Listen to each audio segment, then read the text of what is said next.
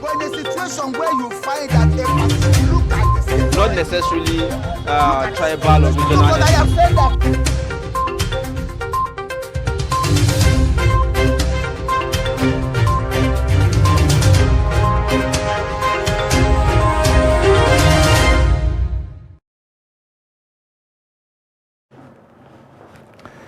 All right, thank you for staying with us. You're watching Daybreak on Trust TV. If you're just joining us, it's time for us to take a look at the dailies on Daybreak. And we have in the studio Ben Shema, the Director of News, Voice of Nigeria, and he'll be giving us perspectives on some of the stories on the former Director of News. Beg your pardon.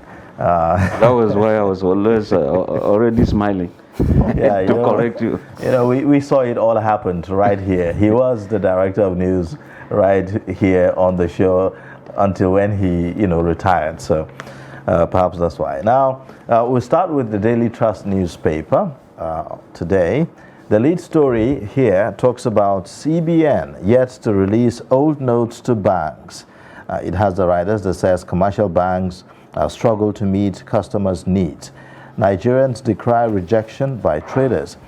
Inject new notes to ease cash crunch, says experts. You'd find all that on page 4. Now, above the lead story, you'd find also governorship polls. INEC completes Beaver's reconfiguration, begins deployment on page 12. Forex crisis, banks slash BTA to $2,000, review processing time to 120 days on page 19. Despite setbacks, Nigerians should be proud of 2023 elections, says British envoy. You'd find that on page 12. The pictorial shows you residents helping a motorist push a car stuck on a flooded street at Ilepo in Okia Odo in Lagos yesterday. You also have, these other parts of the country, the southwest, especially in Lagos, they still deal with waters, regardless of whether we're in a dry season. Below that, you would see also 12.9 million cyber attacks recorded during presidential poll, says Pantami. You'd find all the details on page 5. And then obese lawyers begin inspection of election materials on page 10. Police declare Bauchi rep wanted over murder on page 6. How I reclaimed my Kano Central mandate, Senator Rufai Hanga. And that's on page 3. These are the main stories on Daily Trust this morning. Now let's take a look at the Nation newspaper. The Nation newspaper has a lead story that says, banks limit customers to 20,000 naira over the counter. And the first writer says, branches expect more allocation from CBN. The second, don't reject notes, says governors. Beneath that, we have foreign airlines trapped cash now $743.7 million. And the writer says, federal government promises to clear backlog. Above the masthead, we have Dosumo, other Lagos PDP bigwigs back Sanwo-Olu. Global crisis likely with collapse of 2 U.S. banks. And then still on the Nation, federal government reserves $680 million for youth in tech, says Vice President. Be proud of February 25th poll, says UK envoy. And we also have Lady kills landlord over electricity bill. Rivers Assembly candidate abducted. These are the major stories on the Nation newspaper for today. All right, now on the Punch newspaper this morning, the lead story there is about Naira crisis. It says banks ration old notes. NLC insist on 7-day ultimatum. Customers laments as CBN retains withdrawal old notes deposits limits. Fill stations, traders, motorists accept old currencies. POS agents slash charges. You also have CBN mum on disbursement of more old 1,500 Naira notes to banks. Now, you'd also find, beside the pictorial, review 1,000 Naira NIN fee. Council tells NIMC, that's NIMC.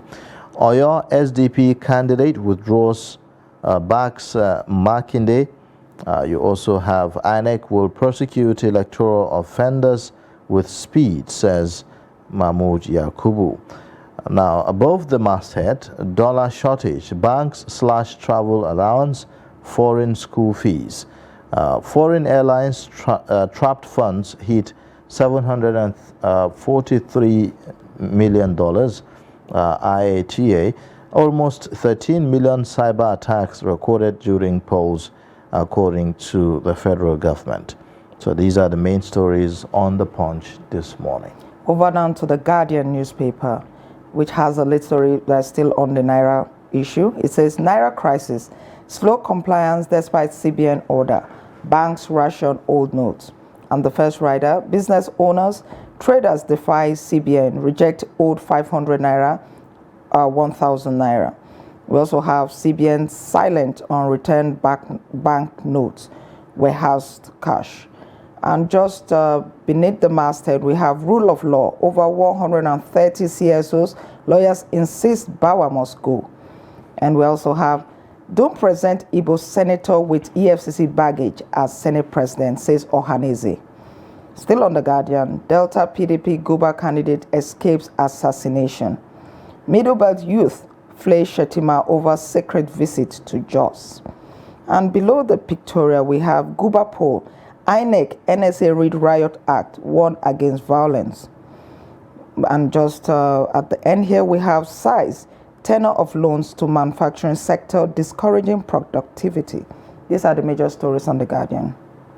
All right, now on the Leadership newspaper this morning, the lead story, bank e-payment glitches continue despite soaring transaction volumes. You have experts blame policy failure on hasty approach as banks pay out old Naira notes. Queues persist nationwide. You also would have other stories above the lead story. Governorship polls, NSA, INEC ask candidates to call supporters to order. Also, Naira redesign. You can't absolve yourself of blame, CSOs tell PMB. Health sector, pharmacists present demands to Tinubu. Oshibajo launches $600 million program for youths in tech, creative industry. Man to die by hanging for killing own father in Akwa Ibom. Senate President, we have not endorsed anyone, says Ohaneze. 2023 elections, Nigeria's cyberspace survived 12 million attacks, says Pantami.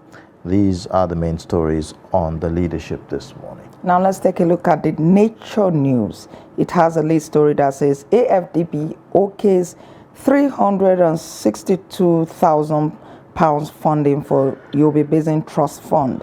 And just beneath the masthead, we have flooding. Federal government plans relocation of 10,000 Kogi victims. We also have federal government lifts environmental disaster burden of Kanu communities. Just beneath that, Nasema warns Nasara communities against 2023 wet season. Below the pictorial, we have ExxonMobil to end routine gas flaring in 2030. We also have train vehicles crash, NRC to build flyovers at level crossings.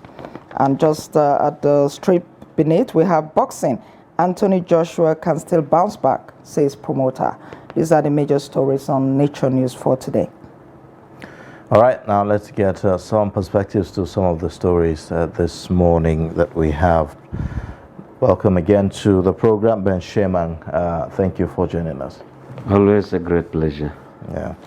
Well, the issue of the cash crunch, we are yet to move away from that, despite the statements that we've had from the Central Bank of Nigeria. I would again ask you the same question I asked my co-anchor. Is it too early to expect any change from the status quo? By next week, we'll see more improvement. Why am I saying so? If we check each time there is this election cycle, there's always cash mopping, liquid cash mopping by the banks or the central bank itself. And that was even before we could go into this currency redesign. So it's not going to be different at all. But I foresee that by next week it's going to be better. There will be easing either by way of allotment or withdrawals. Transactions in the informal sector, that's very, very key. Where you move on with, I've been holding one 500 naira note in the last 3 weeks. It's here with Is me. it the old one or the new one? It's the old one, you know. And so I believe that by the time I go out, I'll try to buy a newspaper with it and see.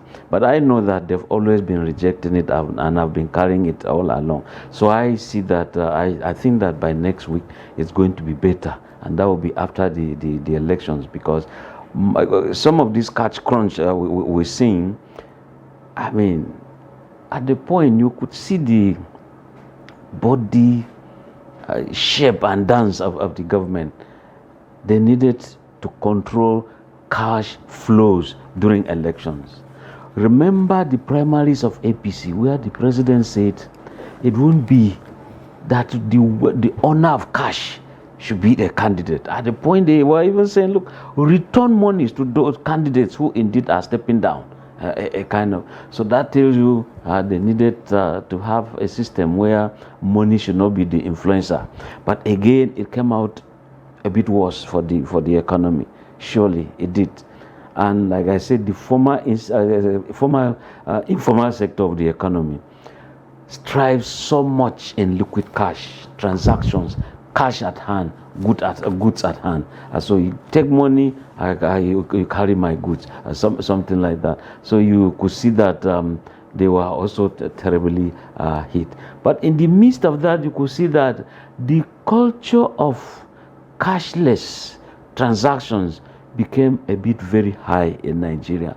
And I think that even when we're looking for this December final deadline, you see that some people still come out on December 31st. I still have this old Mr. Sherman, even though the cashless, you say it became high, but what it did was to show the flaws. What it did was to show that a lot of Nigerian banks were not prepared. Because a lot of people noticed that they would do transfers, it would bounce back and all of that. People lost money in the process. Yes, people lost money in the process. Just like I saw in one of the headlines, the rush at which the policy was done. Well conceived, but the implementation became an issue. So again, just like people spoke about INEC and the use of service providers, what happened when it came to transferring this result? In the same event, you could see that you make some transactions, it's not reaching the bank, or it has reached the bank, it's not been sent to a recipient somewhere along the line. So we expect that some of these problems should be a kind of corrected, and truly let's face some of the truths. Kidnapping within that short period reduced, because if you kidnap, I mean, even the kidnapper was also trying to survive. Well, if you're saying that just a kidnapping moment, you see that there's that easing, and kidnapping from last week has started, because they've seen that yes, there's the easing of some of these things. And you see, armed robbery, where people will block you on the roads, your life, your money, or dash into your compound. I believe that sometime to come, this policy is going to work. There are those who argue that the easing of, or the reduction in the cases of abduction and kidnapping reduced because of the elections, not necessarily because of the cashless policy. Elections suffered lack of money, surely. Where I went to do some interviews somewhere, and an official was lamenting, said, all those who helped us to win elections, see, we just have account numbers, we can't transfer. I know that tells you really cash was an issue and it wasn't there. But then some people voted, or even if you didn't win, some people worked for you. Okay, Mr. as Sherman, it is now, I want us to go back to the kidnapping issue. For instance, the economy suffered massively due to this policy. So even if kidnapping reduced during that period, consider that it's not a policy that is sustainable, seeing that the economy was, was suffering. It therefore means that, the money had to come back. Don't you think that what that shows us is that we need another solution to the kidnapping, not necessarily this? I agree with you, but the perfect way in which you cast your sentence or your expression, the system has failed. I tell you, the world is moving. We cannot run away from a cashless policy. Check the developed world. It is just there. Nobody carries bags and heaps of money here and there. Stella, I'll say it, go to Germany, go to France, carry the highest denomination of euro notes. You will never spend them. Nobody will accept them. They say, go dump them in your bank. And when you carry 2,000, 3,000 cash you want to dump into an account, they're asking you how you actually came out of this. They are busy checking this terrorism funding, flows, inflows of money coming from all sorts of drug deals and here and there. Okay. We cannot be an exception. I believe it's going to work. But for now, truly the problems are so many that we think government too should be thinking of how to ease them. And that's why you see from yesterday, the old bank notes at the point they are being released. In some banks they are not, and even when they are released, you go to the market, you cannot spend them. Okay, Benjamin, do you see us actually phasing out these old notes even by December, going by what's happening right now? Because right now it looks like the new notes have disappeared. You just can't find them anywhere. In fact, you ask POS operators, most of them don't have it. You can't find it in the ATMs. You can't find it in the banks. So is it really feasible to even say that we are going to phase out these old notes even by December? Because we don't see the new It is notes. very, very possible. Now look at the automobile industry. When you say, okay, we're not going to use petrol any longer, some people are saying, no, when we are making oil findings here and there in Nigeria, no, it won't work. We don't make cars. The makers will just change to solar, and you have no option. So except otherwise, our own engineers can now make our own cars. In the same vein, you see, when the CBN is in charge of this, they do mopping when they want. And when you're talking of minting and printing, of course, there is a monetary policy. It doesn't look like they are printing anymore. Yes, because if at the point, I'm not their spokesperson at all, it's my own thinking. I'm not. But if they look at the new ones on ground and the old ones that are being returned, and they can kind of reach a certain margin, they have to hold production of a new one or even release or injecting into this the system. But you see, in doing all of this, they have to look at inflation. Now, are we going to reach, December 31st and the old Naira notes will disappear, new ones will come in? I think only time will tell. And the new government that will be on ground, what will be their policy? I believe in terms of what the media will say, agenda setting, what therefore will be their thinking. Remember, a very strong, just a moment, a very strong follower of believer of Asiwaju, Ahmed Tinubu Ahmed Rufai of Kaduna State, said, if and when Tinubu wins, there will be currency reversal. Now, this again sends some signals within the economic world. And will there be uncertainty because of these statements? And will El Rufai's statements be cast in stone? And will Asiwaju just take that and say, okay, it's true, El Rufai said it, therefore let me implement it. So the economic think tank for the incoming regime will have to look at the monetary policy very well. Because a weak currency will tell you you have a weak economy, and of course it will entail on the generality of people. You see it from their faces. Mr. Chairman, do you know what this policy showed us? It brought to the fore the informal sector and the fact that they dominate the economy. That's the truth. Now, whatever policy is going to come up, as long as this sector has not really been put into context, don't you think that it will fail? Because this sector, they deal with cash daily.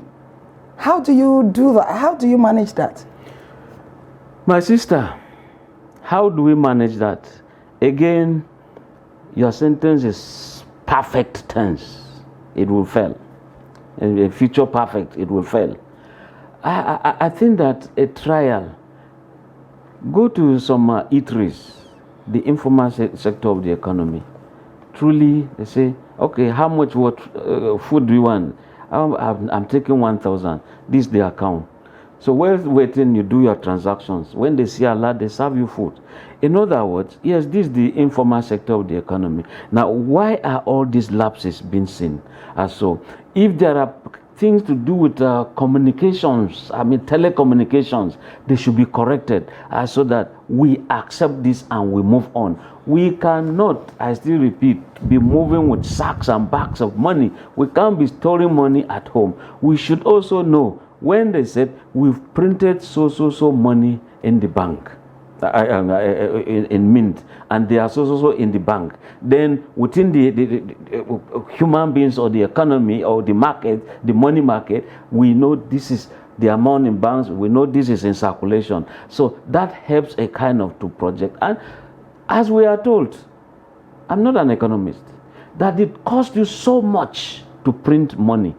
Now, why is it that it's so wise for the bigger economies abroad? You see only little denominations, $1 naira, $1 note, $5, $10, $20. You just see them so much in circulation. But the big money, if you have anything to do in millions, you see, you just do some transfers. But with us, we are still dragging Ghana must go to go and do transactions. I mean, we should move forward. Honestly, okay. We should. There are other aspects of this policy. What we've heard merely is that the 1,500 naira notes continue to be legal tender. But there are also other policies that were introduced alongside, like the withdrawal limit policy. That still stands. The 20 people are only allowed. People can only withdraw as much as 20,000 naira of the old notes. And even for the deposits, there's an amount that you cannot deposit, in the commercial banks. Those policies still stand. So looking at all of this, are they not going to affect the whole reversal process and making sure that we now have currency in circulation, like cash, enough cash available? Well, I think that in as much as you have a heap of money and they said you can account for the source, please go and deposit your money. It's just a question. The source of this money is just like some of us leaving service. You go pick code of conduct form. You said you have how much at hand, at home, and as you are seated. You declare what's the source. How many bank accounts do you have? You declare how much is in each. You say so. And what are the sources? You say all of that. That is code of conduct for you, declaring of, that's money. Then it comes to assets, something like that. So some of this money, when you're going to deposit, sometimes when you transfer, they say beneficiary. And at the point they say your relationship with the beneficiary, so that they know the source, the recipient, what's the relationship, and what is this money for? A kind of, it's mine. I've been saving it, I've been keeping it at home. So what's the criminality there? There's no law that says I shouldn't keep money at home. All right. Okay, let's move away from that and talk about the coming elections, the governorship elections. We have the lead story of this day newspaper saying INEC to political parties, see March 18 elections as contests and not war. It has the riders that says pledges to set up legal team to handle cases of electoral offenses expeditiously, permits PDP, APC legal teams to inspect presidential election materials. Call your lieutenants to order, NSA tells political gladiators. So these warnings are coming 3 days to the governorship elections. Do you think that politicians will listen to this?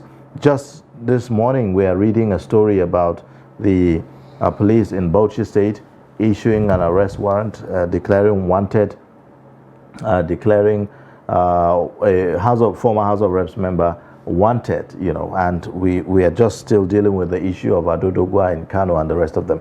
The desperation that we have seen in this election, do you think that is what we are used to seeing, or there's a new dimension to it? Of course, there's a new dimension to it. Do you know what it takes to defeat an incumbent? Look at Plateau State. A governor who is trying to be a senator like any other person, after consolidating himself as a governor, you now want to be a senator like others. And you are the Director General of a candidate who has won an election. They said you've been defeated.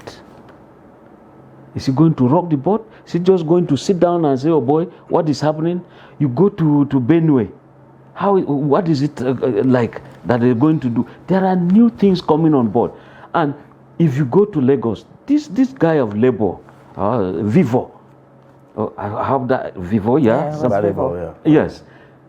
When you look at the way some people will cast headlines, they prefer to use his Igbo name. Chinedu. Chinedu in the Yoruba. Yes, in Yoruba chiefdom, it is a kind of trying to profile a man. It's like you don't belong here. Go to where you belong. And that's why some of us are clamoring for what you call state of residence. How can you are here in Abuja, you married here in Abuja, your children are all here, they don't even go to Bauchi, and now they want to go to NDA, they want to apply for, say, go and get attestation from your local government that your father does not work there, he doesn't pay taxes there, not just that he was born there, but your children are born here. Why don't we call them indigenous of Abuja? Or if they were born in Sokoto and you are an Igbo man, why are you not an indigenous? Let's make it state of residence rather than state of origin. An Indian is in 10 Downing Street. He took Hinduism, a thing that was never had before, into that place. The British didn't die or hang themselves. Why does it appear as though some of these narratives about politics has become so intense these days? I don't know, but issue of ethno-religious leanings, they become so intense in our political conversations.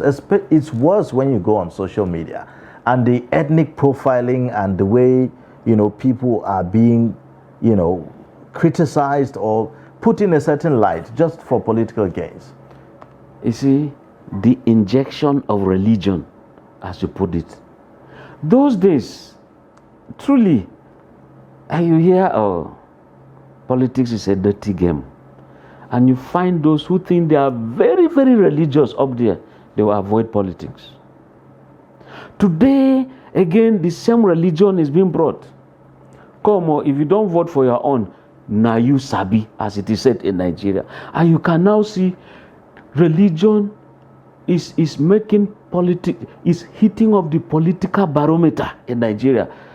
Society is so hot. Where do you belong? You have to belong, even areas where you have a dominant religion, which denomination, which of the Derikas you belong to, which of the Christian faith do you belong, which sect do you belong? A kind of, and when you look at places where these religious activities are being harmonized, pilgrimage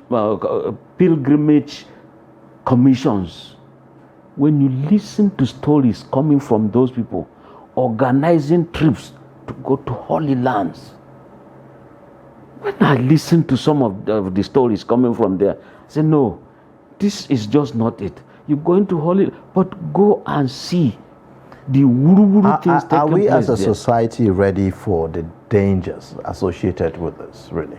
Truly, I think that some people are out to destroy Nigerians ahead. When I say Nigerians ahead, the future generation. You see people, children at primary school, you're already teaching them religious differences. You know, you don't belong. I won't say where I found this. I saw a religious book being torn into pieces. And I asked what? Said, when we see, we should tear. Why are we teaching these people these things? When you look at even Geneva Convention, when it comes to wars, anybody who runs into, when you surrender, you raise up your hand, you drop your gun, you are not supposed to be killed. When you run into, in fact, somebody who is already running, he's backing you by running and you shoot him behind, you are wrong. Geneva Convention. If he enters a shrine, a place of worship, church or mosque, or where you have stones or trees, and it is identified as a place where people go to worship, it does not matter whether they are worshiping ants or they are worshiping a cave.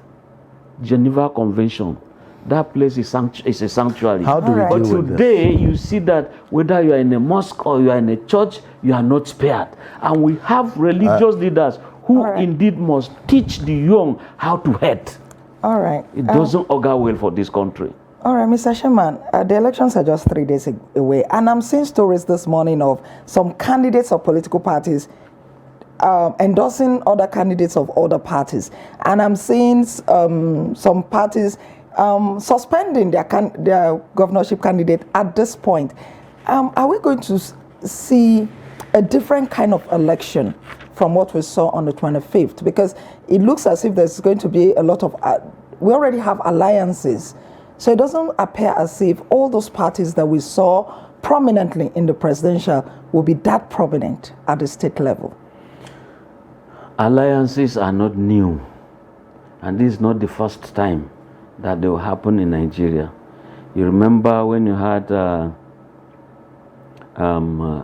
Waziri Ibrahim, Nigerian People's Party, Zik. Then you had, when they had some issues, you had Great Nigerian People's Party, but they were working Why together. these alliances Just happening now? That's, you know, that's my question. Though. Yes. NPN, UPN Accord, you remember, and that thing, they worked together at the point. PDP, when they first came in, Government of National Unity, the issue is this. When you say, why is it now? It's always been happening. And the vision of those who align, you believe that you will not win, but you have a sizable number of voters. And for that reason, let me align with this. If you align and that party wins, in the sharing of portfolios, you have to have something. But I want to advise and warn those who are aligning or telling voters, vote for our candidate who is now so. Go on the negotiation table. If this party you believe, if you support it and it wins, okay, already that party has the governorship candidate, has that of the deputy governor. So what is next? Chief of staff? If you align and we win, will you give me chief of staff? That is key. Okay, where are other key? Some will say juicy environments works. So it's not about. So it's not about any kind of. So it's not about any kind of principle or any change that is where, as it were, just personal benefits. You see, people, their faces and their stomachs and legs move the same direction.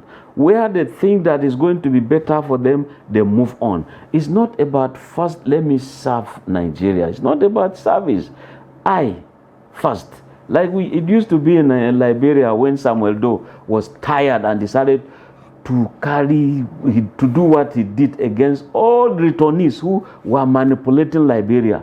In fact, that time it was tagged I, me, and myself only. And that was what was happening. Not until Samuel Doe said, no, we are the indigenous Liberians. We have to have an ideal society. So we know people who simply want to change wardrobes. We know people who indeed see this political alignment as an investment. A quick comment, Ben Sherman, a quick comment. This is coming from the British envoy. It says, despite setbacks, Nigerians should be proud of 2023 elections. A quick comment on that before we close. Yeah, I think it's her own opinion, but I think that PDP will not agree, Labour Party will not agree, and of course APC will agree with the envoy. And some people will believe, okay, those who indeed will say it's the wish of God. And it was the wish of God that it should happen this way. Let's take it and move on. And that is what this envoy is saying. Nigerians move on. And happily, I'm happy that we are not moving to the streets with cutlasses, machetes, spears, bows and arrows because we have failed. We are moving towards the court. So I think it's good omen. All right. Thank you so much, Ben Sherman, former Director of News, Voice of Nigeria, for joining us on Daybreak and sharing your perspectives with us on the stories on the front pages of our newspapers this morning. Always a great pleasure. Thank you very much. Now we'll take a short breather, and then when we return, it will be top of the hour. The show will continue. Join us again. But in a situation where you find that a person look at the situation, Not necessarily tribal or regional. but I have said that